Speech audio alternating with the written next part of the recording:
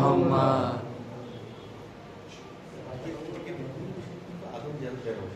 آدم تھوڑے نا جہل میں شروع.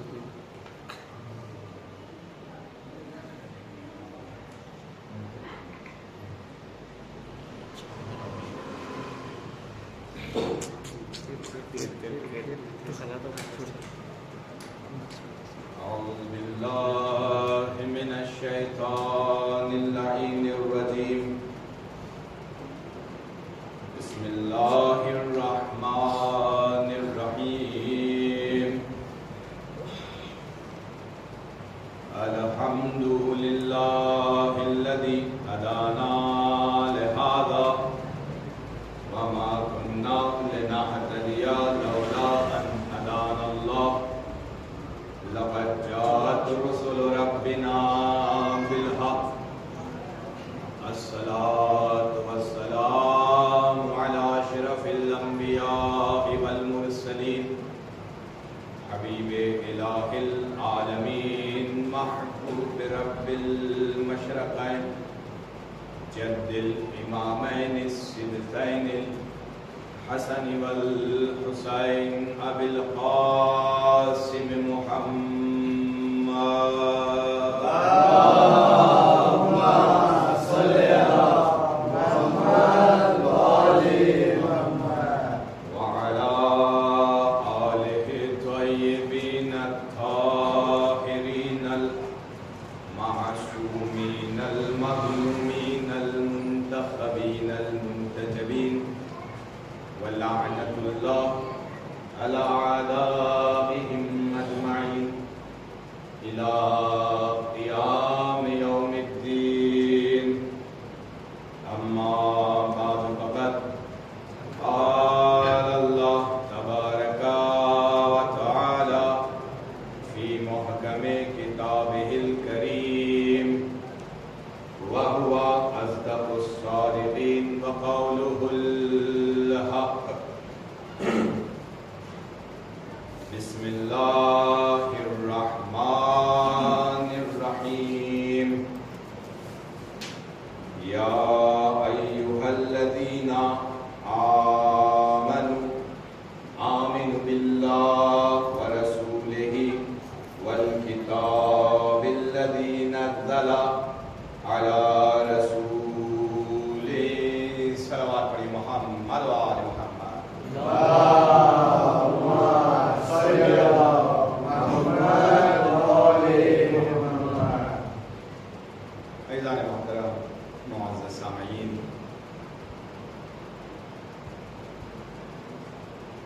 جس آیے کریمہ کی تلاوت کا شرف حاصل کیا، بڑے مفاہیم اور مطالب اپنے اندر سموئے ہوئے ہیں. میں نے بیان کیا تھا، جس کی طرف تھوڑا سا اشارہ کرتے ہوئے آگے بڑھوں، کہ ایمان کسے کہتے ہیں. سب سے پہلی چیز ہمیں جاننے کی ضرورت ہے، سمجھنا ہے کہ ایمان کی تعریف کیا ہے. بہت سے علماء تمام امت مسلمہ کے اپنے اپنے حساب سے ایمان کی تعریف کرتے ہیں کہ ایمان یعنی اللہ پر یقین رکھنا، غیب پر یقین رکھنا، 1,24,000 انبیاء کا اقرار، تمام کتابیں جو نازل ہوئی ان سب پر یقین، اسے ایمان کہا جاتا ہے. آخرت پہ یقین ایمان ہے. یہ ساری چیزیں ایمان کے زمرے میں آتی ہیں، ایمان میں آتی ہیں. ان ساری چیزوں پہ یقین رکھنا، اللہ، رسول، کتاب، آخرت، تمام انبیاء جو خدا نے بھیجے ہیں، اور تمام وہ چیزیں جو اللہ کی طرف سے آئی ہیں، سب پر عقیدہ، سب پر یقین کا نام ایمان.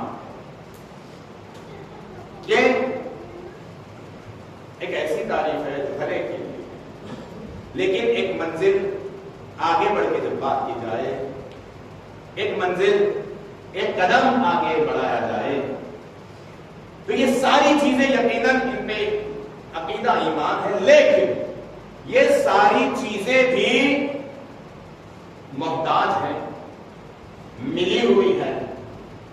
صرف ان پہ یقین رکھنے سے ایمان مکمل نہیں ہوتا. جب تک علی ابن ابی طالب علیہ السلام والسلام کی ولایت کا اقرار نہ کرے،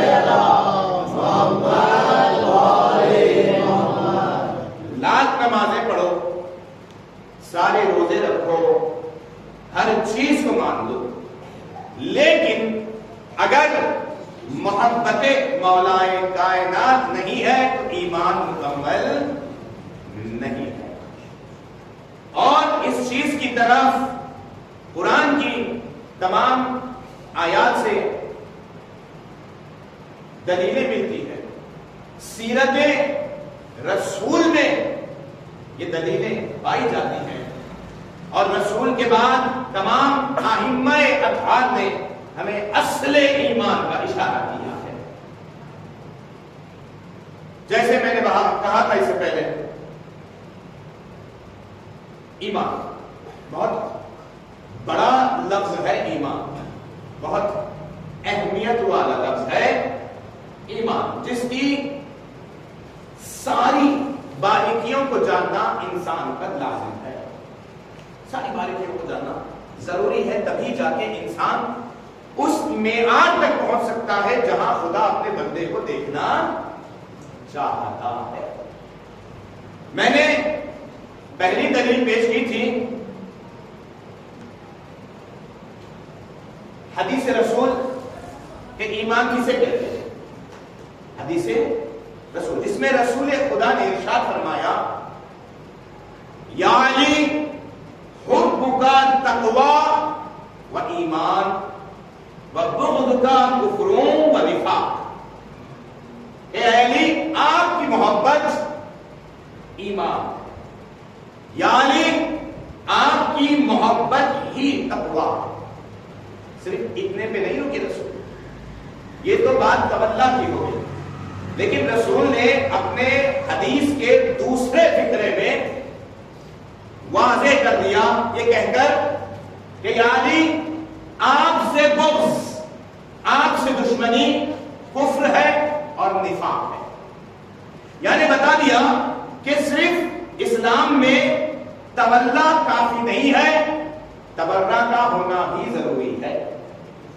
پوری توجہ، بڑے آہستہ انداز میں آپ کے سامنے ذکر کر رہا ہوں. صرف تولا کافی نہیں ہے. اگر یہ کوئی کہے ہاں ہم تو تمام کے ساتھ علی کو بھی چاہتے ہیں، کہا نہیں، یہ قابل قبول نہیں ہے.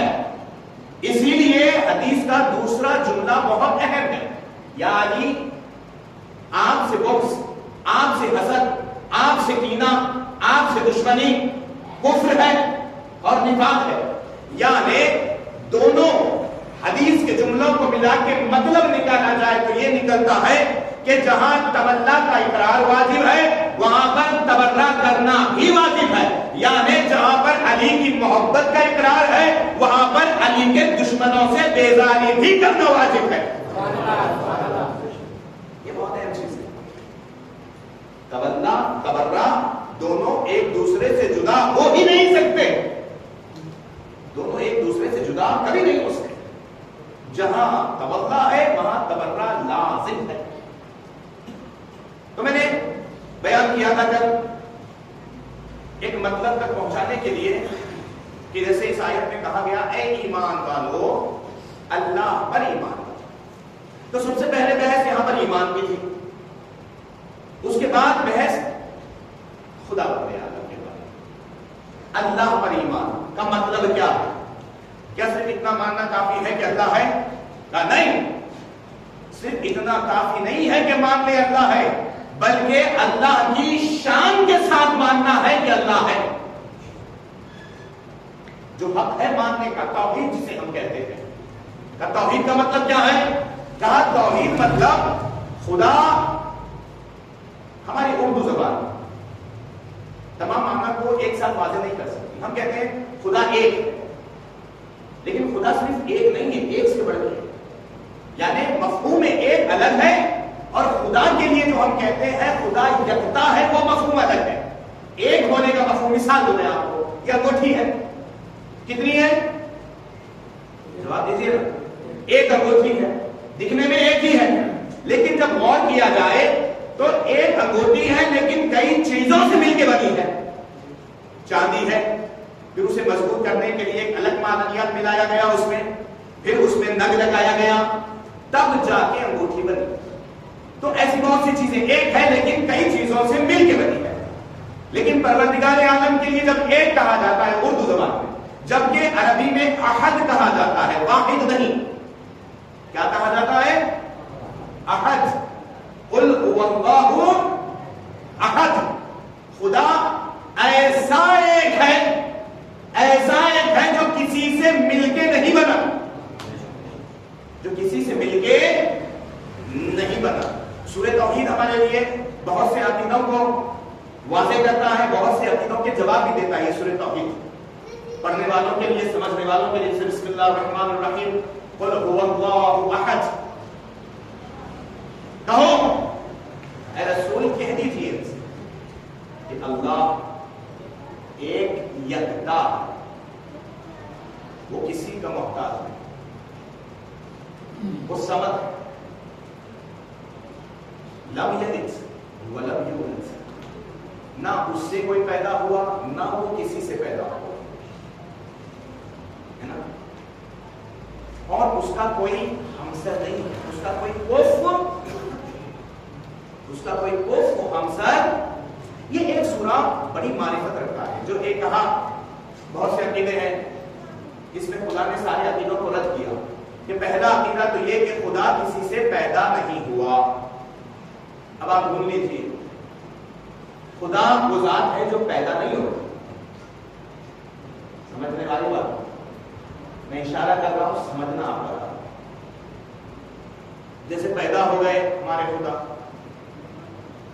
پیدا ہونے کے بعد ان کا بچپن بھی ملا، ان کی جوانی بھی ملی ہے نا.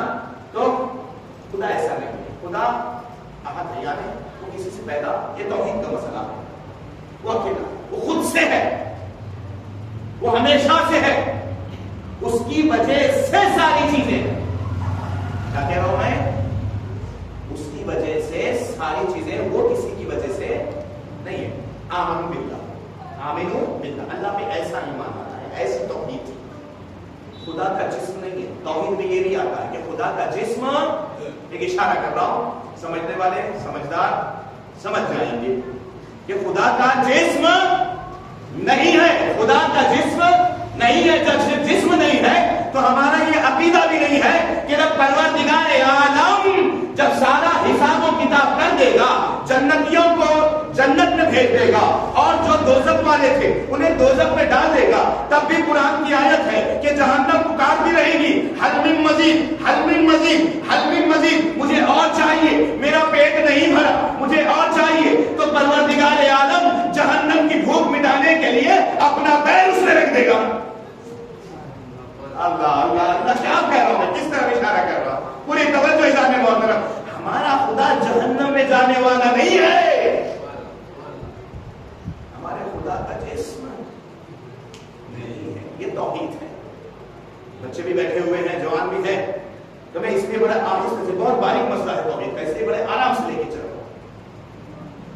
ہمارا خدا جو ہم نے علی سے لیا، جو محمد سے لیا، جو 12 اماموں سے لیا، اس خدا کا جسم نہیں ہے. وہ ہر جگہ اس کا جسم نہیں ہے. جو عقیدے ہم کو ملتے ہیں کہ آیت الکرسی کی شان میں ہے کہ کرسی اللہ کی بہت بڑی ہے. اللہ کی کرسی بہت بڑی ہے، اور اتنی بڑی ہے تو پھر خدا اس سے چھوٹا ہو گیا. ہم مثال کے طور پہ یہ ممبر بڑا ہے، میں جب اس پہ بیٹھا ہوں تو اس میں سما گیا. آیت الکرسی سے اگر اللہ کی کرسی مراد دی جائے، جیسی ہماری کرسی ہوتی ہے اور اس پہ اللہ بیٹھا ہے، تو یہ بات لازمہ ہے کہ کرسی اللہ سے بڑی ہو جائے گی، تبھی تو اللہ کرسی پہ آئے. کہا نہیں، اللہ کرسی سے بھی بڑا.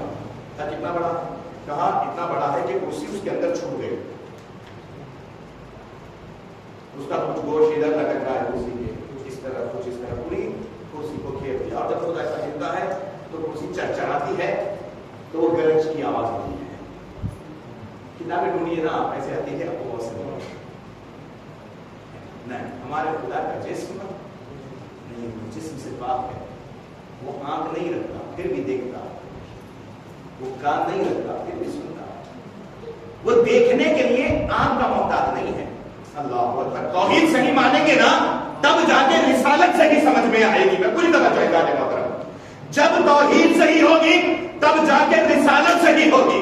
جب رسالت صحیح ہوگی تب جا کے رسالت کا جانشین صحیح ہوگا. پہلے توحید صحیح مانو نا. اللہ کا جسم نہیں ہے، اللہ جسم سے مبرہ ہے، اللہ ہر جگہ موجود ہے. وہ آنکھ نہیں رکھتا، وہ کان نہیں رکھتا، وہ ہاتھ نہیں رکھتا، اس کے پیر نہیں ہے، اس کی زبان نہیں ہے، لیکن پھر بھی ہر چیز پر قادر ہے، پھر بھی ہر چیز پر قدرت رکھتا ہے. یہ توحید ہے. مختصر کسی کو اگر کچھ سمجھ میں نہیں آیا تو بعد میں پوچھ سکتے. ہاں اب آئیے آگے بڑھ رہا ہوں. تو میں نے کل اشارہ کیا تھا خدا بے مثال ہے، خدا کے جیسی کوئی مثال نہیں ہے. تو اب خدا جب بے مثال ہے تو اپنی طرف سے بھیجی ہوئی چیزیں بھی، یعنی اللہ کی طرف سے آئی ہوئی چیزیں بھی بے مثال ہوگی، کیونکہ بھیجنے والا خود بے مثال ہے تو چیزیں بھی بے مثال ہوں گی. مثال واضح ہے، کوئی اعتراض بھی نہیں کر سکتا. اللہ بے مثال تھا، کتاب بے مثال بھیجی. اللہ بے مثال تھا، گھر بے مثال دیا. اللہ بے مثال تھا، رسول بے مثال دیا. اللہ بے مثال ہے تو رسول کے بعد رسول کی جگہ پہ بیٹھنے والا بھی بے مثال ہو.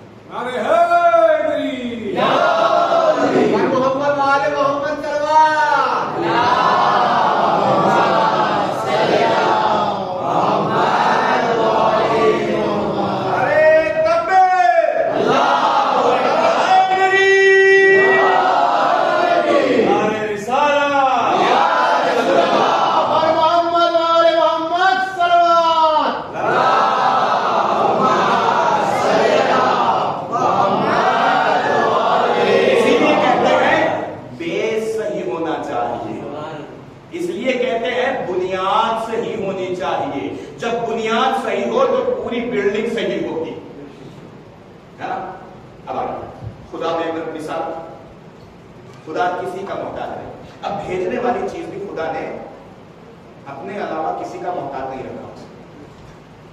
کیا کہہ رہا ہوں میں؟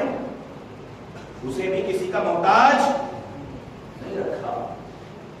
اس نے جو محمد بھیجا ہے نا وہ کسی کا محتاج نہیں ہے. رسول کے شان میں احادیث بہت ساری ملتی ہیں، بیانات بہت سارے ملتے ہیں. جو بیسک میں بتاؤں، جو عام طور پہ بتائے جاتے ہیں، رسول کا جسم تو ہے لیکن اس کا سایہ موجود نہیں. اللہ اکبر. کیا کہہ رہا ہوں میں؟ تاریخ اٹھا کے دیکھیے نا. رسول کا جسم تو ہے لیکن سایہ بے مثال جسم، اس کا سایہ موجود نہیں ہے. کیوں سایہ موجود نہیں ہے؟ کبھی سوچا آپ نے کیوں سایہ نہیں رکھتا خدا؟ خدا کو یہ گوارا نہیں تھا کہ محمد کے سائے پہ بھی کوئی قدم رکھ دے، اس لیے خدا نے محمد کا سایہ ہی نہیں رکھا. یہ احترام محمد ہے. آؤ ہم سے سیکھو، ہم بتائیں رسول کسے کہتے ہیں، رسول کی عظمت کیا ہے، رسول کی شان کیا ہے. ہاں آج ہم اسی پڑھتے ہیں. آپ بسم اللہ الرحمن الرحیم میرے ساتھ ہو رہے ہیں. اللہ کو ہاں پڑھیے پڑھیے پڑھیے. اللہ لا الہ الا هو الحی القیوم لا تأخذہ، ہاں یہاں رک جائیے، لا تأخذہ سنۃ ولا نوم. کبھی ترجمہ پڑھیے نا کہ اللہ کے لیے کہا گیا وہ ایک ہے نا، وہ حی ہے، وہ قیوم ہے، یعنی ہمیشہ سے زندہ ہے. ایسا زندہ جسے کبھی موت نہیں، ہمیشہ رہنے والا. پھر آگے کہا لا تأخذہ، اللہ کی صفت ہے. اس لیے آیت کرسی پڑھیے نا تو ترجمے پہ دھیان دیجیے. جب ترجمے کے ساتھ معرفت کے ساتھ پڑھی جائے گی نا تو اس میں اثر ہوگا. لا تأخذہ سنۃ ولا نوم. نہ وہ سوتا ہے نہ اسے اونگ آتی ہے. کہا میں نے یہ تو اب آگے تمام امتیں مسلم. شان رسالت کیا کہتی ہے؟ ہاں آئیے شان رسالت کے بارے میں امت مسلم کا عقیدہ دیکھیے. بڑے حضرات نے یہ کہا ہے شان رسالت کہ پوری زندگی اللہ پوری زندگی کبھی کسی نے محمد کو اونگتے ہوئے نہیں دیکھا. یہ فضیلت بیان ہوتی ہے. توجہ دے رہا ہوں, توجہ چاہتا ہوں, آپ کی پوری توجہ چاہتا ہوں. تھوڑی سی توجہ. کبھی بھی محمد کو اونگتے ہوئے نہیں دیکھا. کبھی بھی محمد کو اونگتے ہوئے اللہ کیا کہہ رہا پھر سے دوہراؤں کبھی بھی محمد کو اونگتے ہوئے اللہ. ابھی میں نے بتایا نا جیسا خدا ہے ویسی صفات دے کے بھیجے گا اپنے حبیب کو. تو خدا کبھی اونگتا نہیں کبھی سوتا نہیں. یہ صفت بھی محمد کو دے کے بھیجا. محمد کبھی اونگتے دکھائی نہیں دیا. اللہ اکبر. توجہ عزیزان محترم پوری توجہ چاہتا ہوں. اب محمد نے کیا کہا؟ اب محمد کی صفت ہے محمد کے جسم کا سایہ نہیں ہے. محمد کو کبھی اونگتے دیکھا نہیں. محمد کو کبھی جمائی لیتے نہیں دیکھا گیا. اللہ اکبر. جو جمائی لے لے وہ نبی نہیں. جو سو جائے وہ نبی نہیں. جو حاضر نہ ہو وہ نبی نہیں ہے.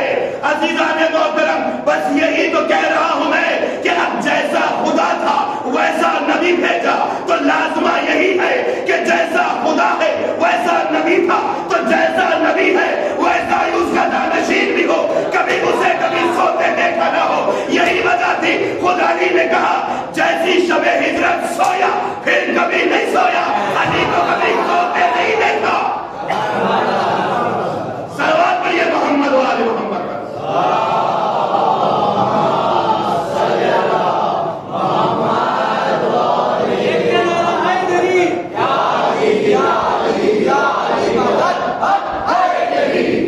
سمجھنے میں کیا کہنا چاہ رہا ہوں؟ آیت ولایت آپ کو یاد ہے؟ میں ایمان پہ گفتگو لے کے آیا. آیت ولایت یاد ہے آپ کو؟ بسم اللہ الرحمن الرحیم. انما ولیکم اللہ. اللہ تمہارا ولی ہے. ورسولہ رسول تمہارا ولی ہے. والذین آمنوا الذین یقیمون الصلاۃ ویؤتون الزکاۃ وهم راکعون. اور وہ مومنین تمہارے ولی ہیں جو نماز قائم کرتے ہیں. اللہ اکبر. کیا بڑی صفت دی ہے محبوب. یہ تو ترجمہ ہوا. مطلب کیا ہوا اس کا؟ کہا جس کی وجہ سے نماز زندہ ہے. اللہ اللہ اللہ. جس کی وجہ سے نماز زندہ ہے. جو نمازوں کو قائم کرتا ہے اور نمازیں قائم کرنے کے بعد حالت رکوع میں زکات دے دیتا ہے اور وہ زکات اللہ قبول بھی کرتا ہے. ایسے لوگ تمہارے ولی ہیں. اسی لیے تو ہمارے اہل تشیع میں اس آیت کے ذیل میں 3 کلمہ پایا جاتا ہے. جیسے ہی خدا نے کہا انما ولیکم اللہ, اللہ تمہارا ولی ہے, ہم نے کہا لا الہ الا اللہ. پھر خدا نے کہا ورسولہ, رسول تمہارا ولی ہے, ہم نے کہا محمد الرسول اللہ. پھر خدا نے کہا والذین آمنوا الذین یقیمون الصلاۃ ویؤتون الزکاۃ وهم راکعون. اور وہ مومنین تمہارے ولی ہے جو حالت رکوع میں زکات دیتے ہیں, نماز قائم کر کے حالت رکوع میں زکات دیتے ہیں. اب امت مسلمہ کے 72 فرقوں میں صرف ایک فرقہ ایسا نکلا جو آیت کے تیسرے حصے کی بھی گواہی دیتا نظر آیا. علی ولی اللہ و وصی رسول اللہ.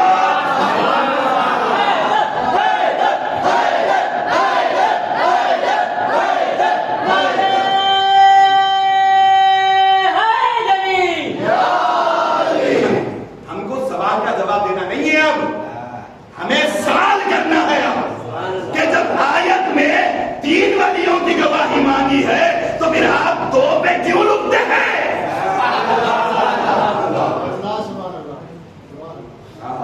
اور جوڑوں اس کو میں اور جوڑوں.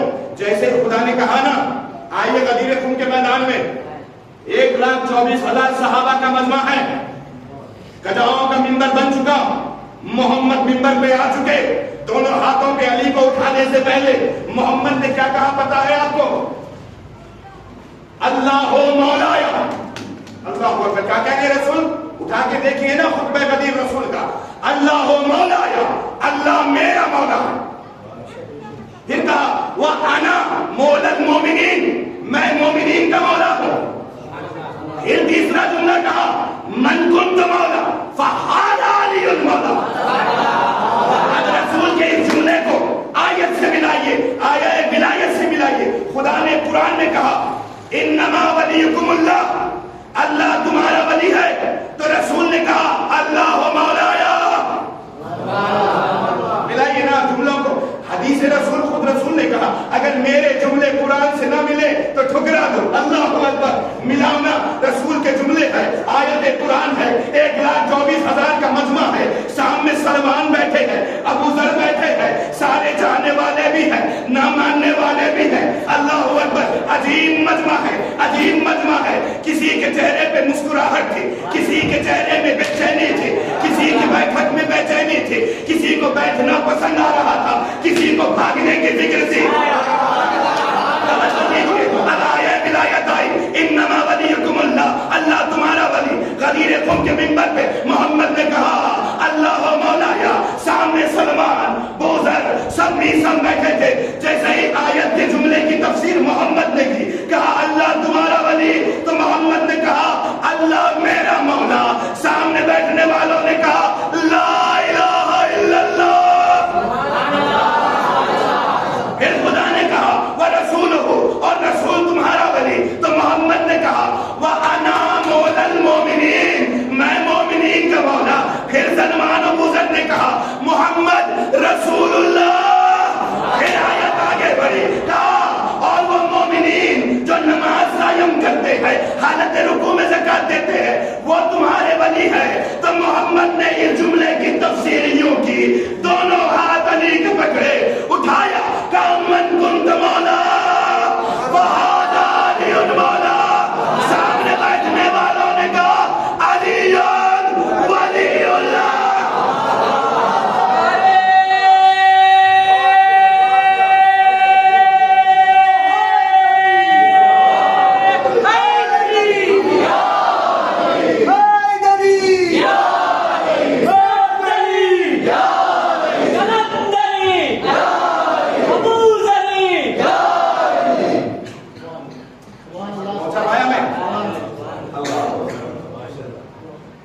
आयत के हिसाब से कलमा है हमारा,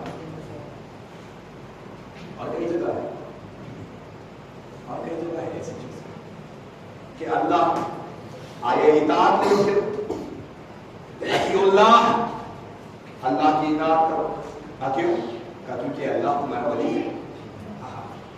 वह रसूल बाती और रसूल, और रसूल की इताअत करो, रसूल की इताअत करना है। अतिउल्लाह बाती और क्यों रसूल की इताअत करे? इसलिए कि रसूल तुम्हारा वली है। आयत से आयत को मिलाइए, आयत विलायत को आयत इताअत से मिलाइए। का अल्लाह तुम्हारा वली है, उसकी इताअत करो, रसूल तुम्हारा वली है, उसकी इताअत करो, है ना। फिर कहा वह उलिल अम्र मिनकुम, और जो तुम में उलिल अम्र है उसकी इताअत करो। वो उलिल अम्र कौन है? तो आयत विलायत में बताया वो मोमिनीन है जो नमाज कायम करते हैं, हालत रुकू में ज़कात देते हैं। और वो कौन है उलिल अम्र? कौन नमाज में ज़कात देता है? उसकी पूरी तशरीह गदीर क़ुम में मोहम्मद ने कर मन कुंत मौला फहादा अल्लाह। अल्लाह ईमान इसे कहते हैं, जब रसूल ने कहा। और एक बात याद दिलाओ आपको, अली ही ईमान है। ईमान पे बात चलेगी ना, यार अल्लाह आमिनू आमनु आमिनू, ये आयत के दो जुमले। मैंने कल इसके बारे में पेश किया था कि पांचवें इमाम फरमाते हैं जहां जहां लफ्ज़े आमनु आया है वहां वहां वो लोग मुराद हैं जिन्होंने मेरे जद, मेरे बाबा अली मुर्तज़ा की विलायत का इकरार किया है। जहां जहां लफ्ज़े आमनु है वहां अली की विलायत की बात है। मौलाए कायनात की, हमारी 12 इमाम की इमामत मुराद, अली की विलायत मुराद है। तो अज़ीज़ान मोहतरम, एक सलात पढ़िए मोहम्मद वाले मोहम्मद।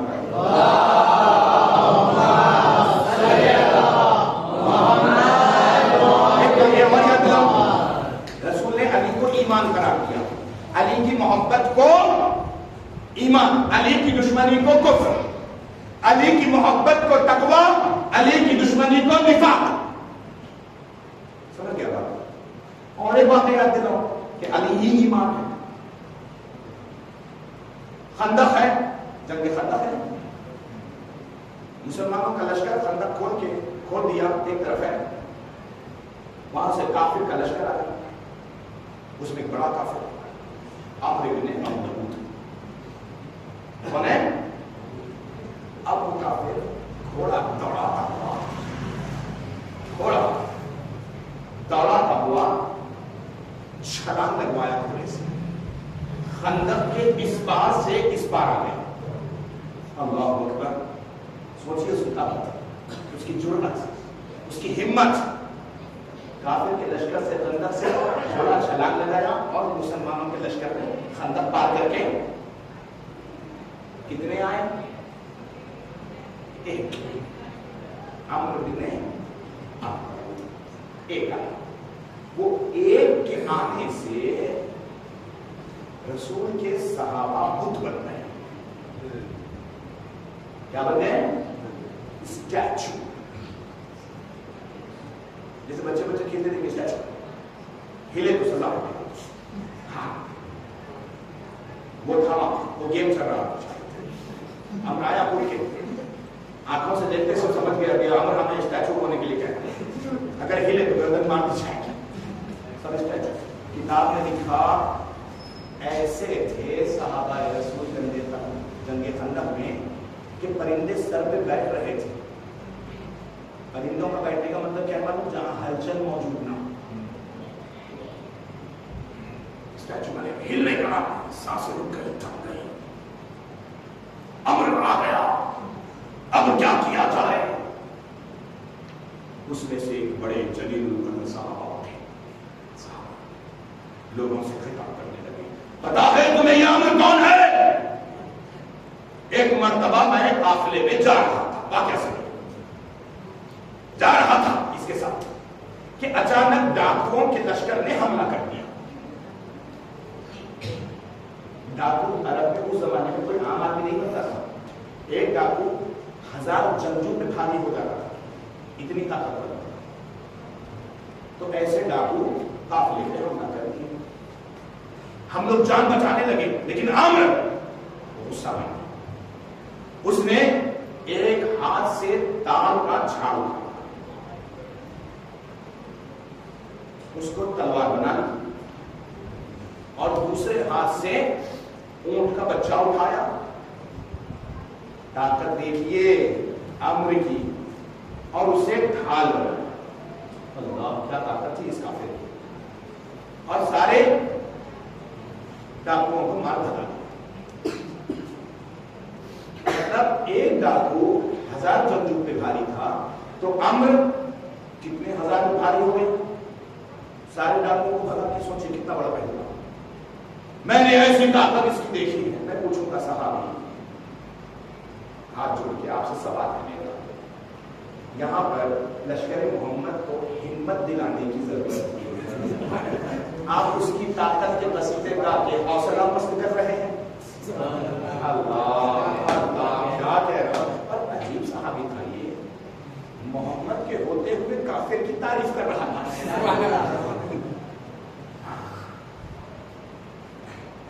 اب یہی باتیں رکی. اب اس عمر نے رجس پڑا، میں آ گیا اکیلا، تمہارا عقیدہ ہے تو آؤ. تمہارے محمد نے تمہیں بتایا ہے کہ اگر مجھے مار دو گے جنگ کے میدان میں تو غازی کہلاؤ گے، اور اگر میرے ہاتھ سے مر جاؤ تو شہید ہو جاؤ. دونوں صورتوں میں جنت تمہاری ہے. آؤ. اللہ اکبر. مسئلہ سمجھ میں نہیں آیا. کیوں سمجھ میں نہیں آیا؟ کافر ہے عمر، کافر ہے، لیکن یہ بات کہہ کے مسلمانوں کو ہمت دلا رہا ہے. ایک صحابی ہے جو امر کا قصیدہ پڑھ کے مسلمانوں کی ہمت پست کر رہا ہے، تو کون بہتر ہوا دونوں میں؟ یہ فیصلہ آپ کا ہے، میں نہیں بولوں. پھر آگے بڑھو. امر جب کوئی مسلمان کی ہمت ہی نہیں ہوئی آگے بڑھنے کی، رسول کے خیمے میں نیزہ مارا، بدتمیزی کی رسول سے، رسول کو جلا لایا، رسول خیمے سے باہر آیا. ایک مرتبہ امر کی صورت کو دیکھا اور اپنے صحابہ کو دیکھا. صحابہ کو دیکھنے کے بعد ہمت دلائی، محمد ہے تم میں کوئی ایسا جو اس کتے کو بھگا دے؟ یہ رسول کے جملے پڑھ رہا ہوں. رسول اپنے لشکر کی ہمت بڑھا رہی ہے، کہہ کے اس سے مت ڈرو، یہ کتا ہے، چھڑک دو بھاگ جائے گا. پھر بھی کتے سے لڑنے کی بھی ہمت نہیں تھی.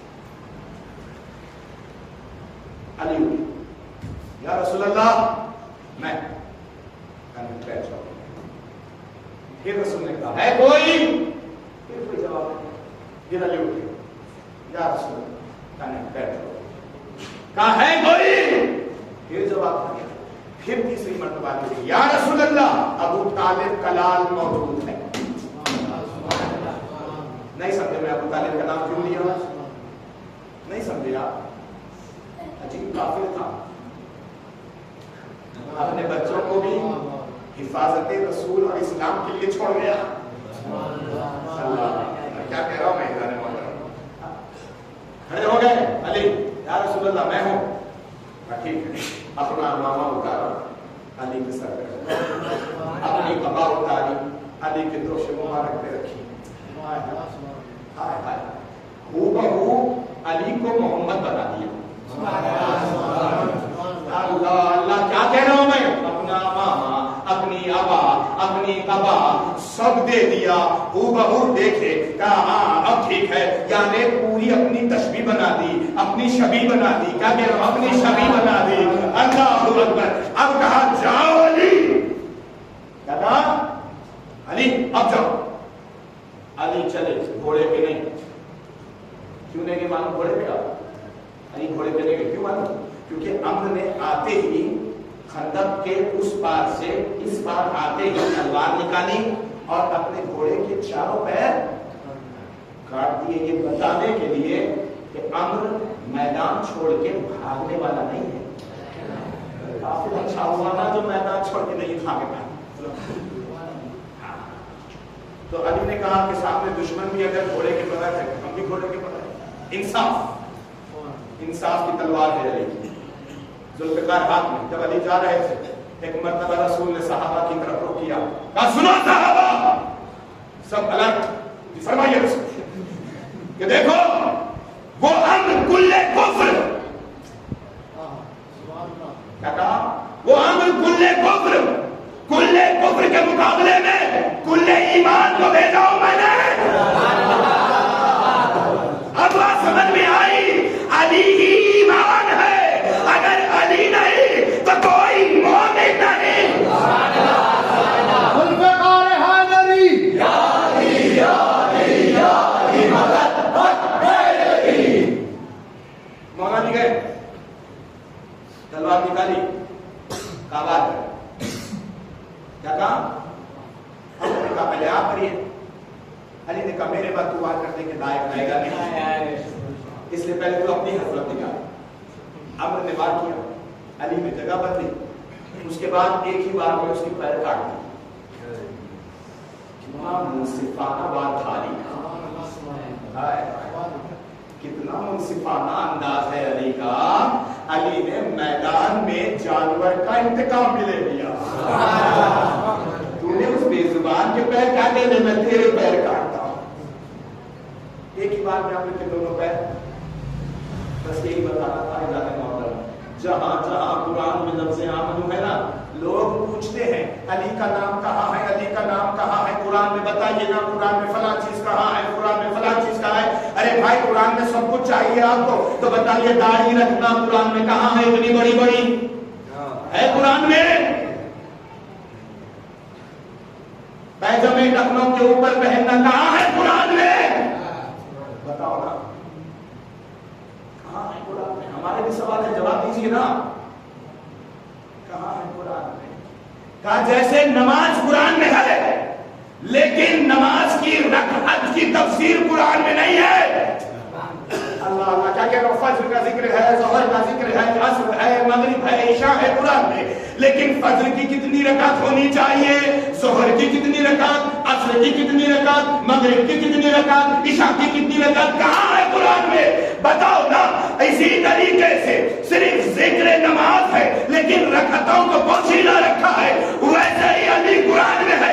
آمنو کا لفظ استعمال کر کے خدا نے قرآن میں ہر جگہ علی رکھا ہے. چمن چمن کلی کلی علی علی علی علی, شہر شہر گلی گلی علی علی علی علی, فلک فلک زمین زمین علی علی علی علی, نعرہ حیدری حیدری. ایک فون آیا تھا ایک دن پہلے, مولانا صاحب وہ ماتم قرآن میں کہاں ہے؟ ارے بھائی ہر چیز قرآن میں نہیں ملتی آپ کو. قرآن سے نکالنے کے لیے ویسے بصیرت والی نگاہیں بھی چاہیے پڑتا. ہاں یاد رکھیے, کیونکہ قرآن ہر کس و ناقص کی ہدایت نہیں کرتا, قرآن متقی کی ہدایت کرتا ہے. اللہ اکبر. کیا کہہ رہا ہوں, قرآن متقی بننا ہے تو پہلے علی کے پاس آؤ, علی سے محبت کرو, علی کے دشمن سے بیزاری ہو جائے تب قرآن بتائے گا کہاں ماتم ہے کہاں غم ہے. توجہ دے رہے ہیں. اللہ پہ ایمان لا ہی نہیں سکتا انسان, رسول کو مان ہی نہیں سکتا, کتابوں پہ یقین آ ہی نہیں سکتا جب تک علی موجود نہ, جب تک علی نہ. علی ہے تو وحدانیت باقی ہے, علی ہے تو رسالت باقی ہے, علی ہے تو نماز زندہ ہے, علی ہے تو روزے قائم. بغیر علی کی ولایت کے سب بیکار ہے, سب کچھ. اب میں ایک پیغام آپ لوگ کی طرف بیچ مجلس میں دینا چاہتا ہوں. سب آمدہ ہے نا؟ ہر زمانے میں ہر زمانے کے رہنے والوں پر واجب ہے کہ ہمیشہ حق کا ساتھ دے اور باطل کی مخالفت کرے.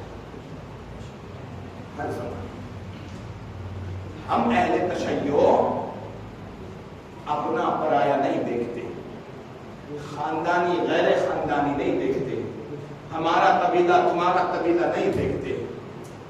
ہم صرف دیکھتے ہیں کہ کون علی کے ساتھ ہے, یعنی کون حق کے ساتھ ہے اور کون حق کے مقابلے میں خاموش چھپ کے بیٹھا ہے. ہمارا معیار ایک ہی ہے, علی ابن ابی طالب, مولا کائنات, 12 امام. آج کا یہ پراشوب ماحول ساری دنیا دیکھ رہی ہے. ایک طرف حق کھڑا ہے, دوسری طرف باطل سلطنتیں حق کے مقابلے میں کھڑی ہیں. حق اکیلا ہے, باطل گیدڑوں کی طرح گروہ بنا کے آ رہے ہیں. حق تنہا کھڑا ہے, باطلیں گروہ بنا کے آ رہی ہیں, گیدڑ اپنے جھنڈ میں آ رہے ہیں. گیدڑوں کو کیا پتا, سارے جھنڈ بنا کے ایک طرف ہو جاؤ, سارے گیدڑ ایک طرف ہو جائیں, تب بھی جنگل میں تنہا شیر کا مقابلہ نہیں کر سکتے. آج بھی جو دنیا کو بتا رہی ہے وہ دو ہی طاقتیں دنیا کے سامنے ہے, ایک حق کی طاقت ہے, ایک باطل کی طاقت ہے. پوری توجہ اذان محترم. ایک طرف علی کی ولایت ہے, ایک طرف یزیدی نسل موجود ہے, ایک طرف خیبر والے یہودی موجود ہے, ایک طرف نصارہ جو تاریخ میں مقابلے میں آئے تھے وہ موجود ہے, ایک طرف منافق جو یہود و نصارہ کا ساتھ دے رہے ہیں. سارے گروہ بنا کے ایک طرف سیاست میں ہو گئے, لیکن ایک طرف علی کی شیرانہ طاقت کھڑی ہے, علی کی ولایت کھڑی ہے, علی کی ولایت ایران کی صورت کھڑی ہے. باطل یزیدی ناجائز یزید کی اولاد ہے, ایک طرف کہیں امریکہ کی شکل میں, کہیں اسرائیل کی شکل میں, کہیں سعودی کی شکل میں, کہیں بحرین کی شکل میں, کہیں کویت کی شکل میں, جو باطل کا ساتھ دیتے کھڑی ہے. ہم آج بھی کہتے ہیں مل جاؤ, جتنا ملو گے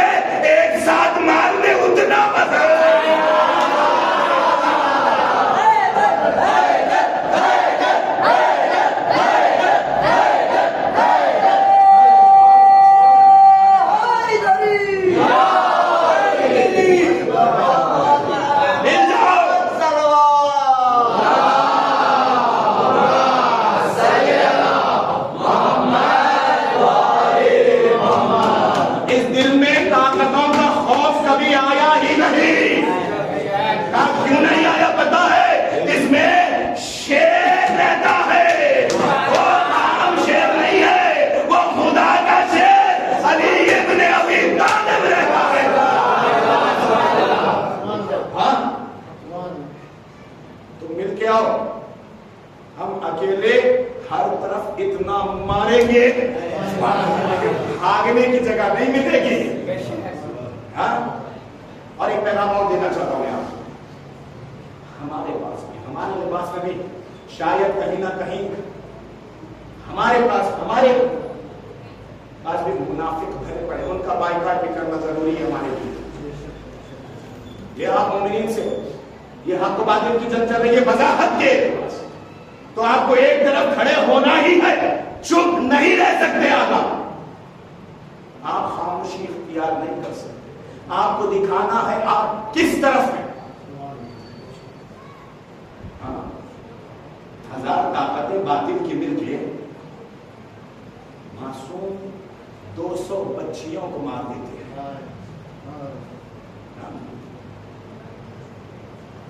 اسکول پہ حملہ کر دیتے ہیں, بے گناہ لوگوں کو مارتے ہیں.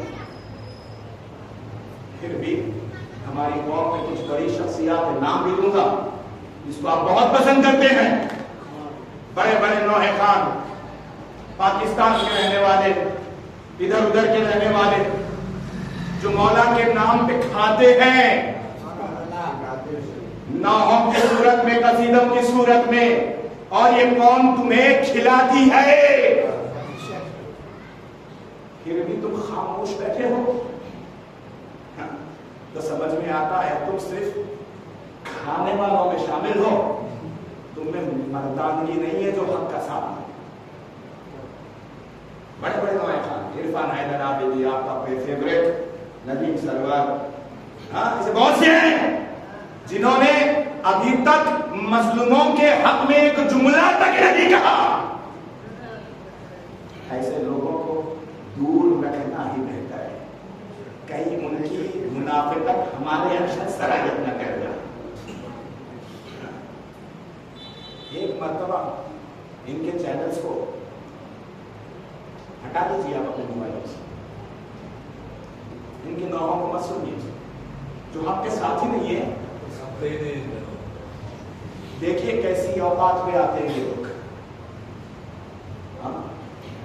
علی کے چاہنے والوں کا قتل ہو رہا ہے اور تم علی کا نام لے کے بھی خاموش بیٹھے ہو.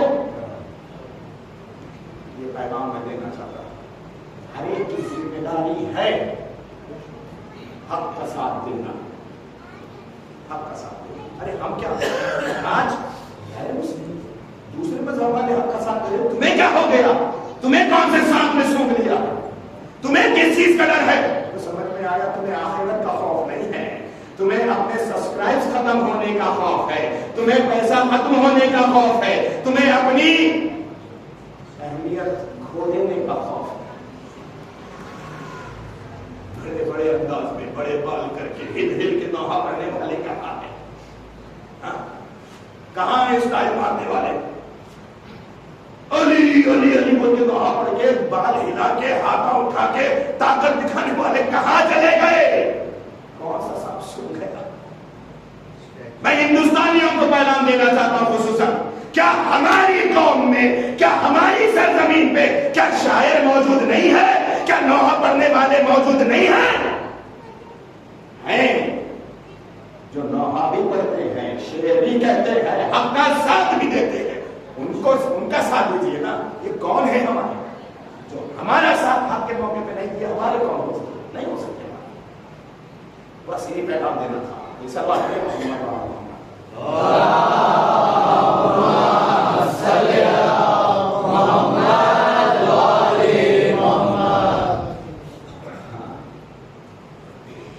ولایت ضروری ہے. منافقت جہاں ہوتی ہے وہاں ایمان نہیں ہوتا. یہ منافقت نہیں تو اور کیا ہے. رہبر موسم ہمارے شیعہ عالم مارے گئے, کئی علماء مارے گئے, چھٹی بخانے بیٹھے ہیں. چلیے ان کے بارے میں نہیں بولا. بچیاں معصوم جنہوں نے اپنی زندگی دیکھی ہی نہیں, جنہوں نے اپنی دنیا دیکھی ہی نہیں, انہیں مار دیا گیا ایک ساتھ. ان ماؤں کے حق میں ایک جملہ نہیں کہہ سکے. یہ جتنے نوائے تھا کچھ نہ کہہ سکے. بڑے بڑے سنتا تھا, میں ہندوستانیوں کو سنتا ہوں الحمدللہ. ہمارے شہر حیدرآباد میں بہت بہتر اچھے, اور یہاں پر بھی جناب جعفر صاحب نوئے خان, آپ نے کئی نوئے خان, ہم لوگ کو سنو نا, ہمیں علی ہی تو بنانا ہے, ہمیں اہل بیت بنانا ہے. ہمارے شہر حیدرآباد میں ماشاء اللہ بہت نوئے خان, بہت شاعر, سنیے نا ان کو. جو حق کا ساتھ نہ دے اس کا ساتھ دینے کے لیے, دیکھیے ایک بات کہتا ہوں, حق کا ساتھ نہ دینے والے کا ساتھ دینا بھی ظلم ہے. گناہگار ہے وہ شخص جو ایسے شخص کا ساتھ دے جو حق کے ساتھ نہ کھڑا ہو سکے. یہی تو پیغام اسلام. بس میں نے ذہن میں تمام چیزیں آج 19ویں برسات, آج کی صبح جب علی کی سر پہ ضربت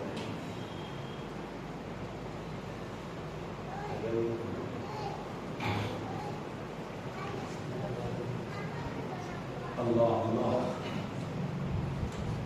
میرا مولا, میرا آقا, ہم سب کا مولا, ہم سب کا آقا, ہم سب کا رہبر, یعنی ہمارا مولا علی. میں نے بیان کیا تھا اس کا, سر پہ ضربت لگی, علی نے اپنے دونوں ہاتھوں سے سر کو تھام لیا اور آواز پوچھتو رب الکعبہ, رب کعبہ کی قسم, علی کامیاب. اجرکم اللہ, اجرکم اللہ. اللہ ضربت لگ گئی. حسن نے نماز جماعت کو تمام کیا. ایک مرتبہ جیسے ہی آواز گونجی کوفہ کی فضاؤں میں, امیر المومنین قتل کر دیے گئے, علی کو مار دیا گیا. شیعہ دوڑنے لگے, ہائے اب یتیم, ہائے اب یتیم ہو گئے. اللہ, ایک طرف سے حسن آ کے سہارا دے رہے ہیں, ایک طرف سے مولا حسین آ کے سہارا دے رہے ہیں, ایک طرف سے امام حسن, ایک طرف سے امام حسین, ایک طرف مولا عباس, ایک طرف محمد حنفیہ, ایک طرف علی کے اور بچے, سب نے علی کو سہارا دیا, سہارا دیا. ایک چٹائی لائی گئی, علی کو اس پہ لٹایا گیا. میں کہوں گا مولا بڑے خوشا نصیب ہے آپ کہ آپ کے سر پہ جب ضربت لگی, عباس جیسا شیر سہارا دینے موجود, حسین سا نور نظر سہارا دینے موجود, حسن سا بیٹا سہارا دینے موجود, آپ کی اولاد دوسری سہارا دینے آگے آ گئی.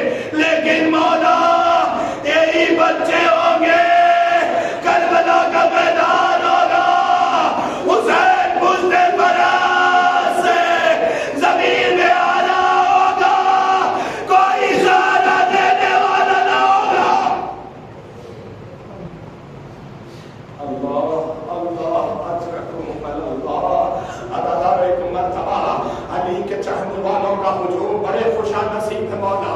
آپ کی ضربت لگتے ہی, آپ کے سر پہ ضربت لگتے ہی سارے چاہنے والے جمع ہو گئے. نوحہ ہونے لگا, ماتم ہونے لگا, بچے علی کو سہارا دے کر گھر کی طرف لے جانے لگے.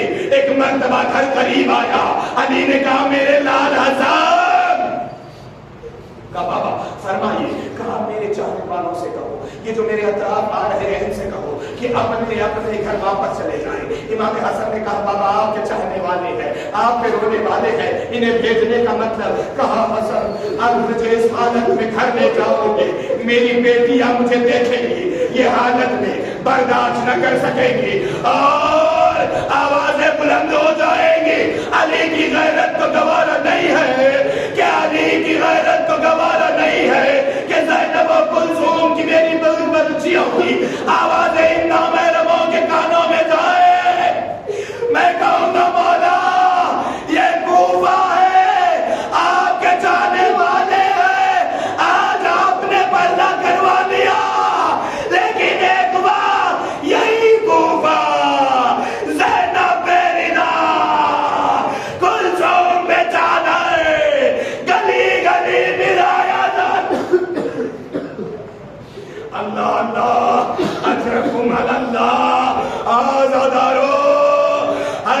گھر میں لایا گیا. زینب و کلثوم رونے لگی.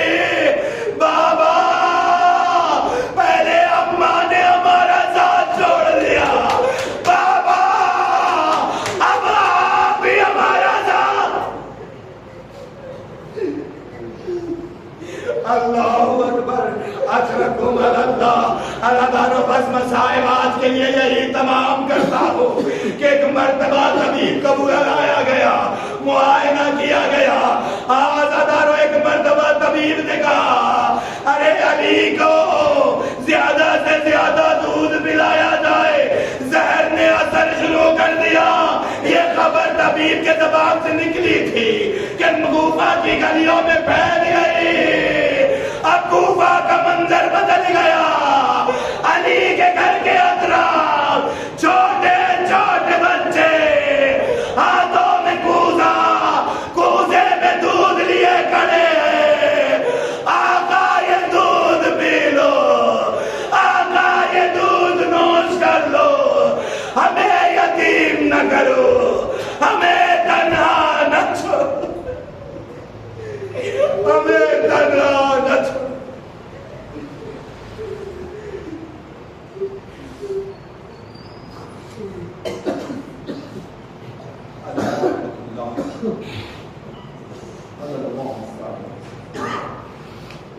وسيعلم الذين ظلموا أي منقلب ينقلبون ما تمت